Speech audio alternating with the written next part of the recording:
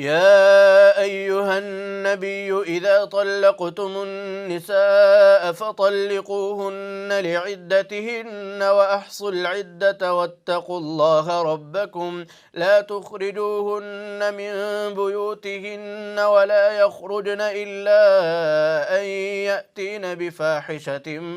مبينة وتلك حدود الله ومن يتعد حدود الله فقد ظلم نفسه لا تدري لعل الله يحدث بعد ذلك أمرا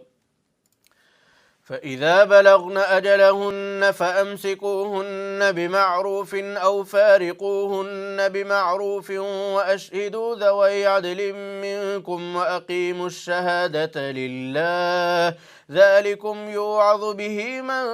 كان يؤمن بالله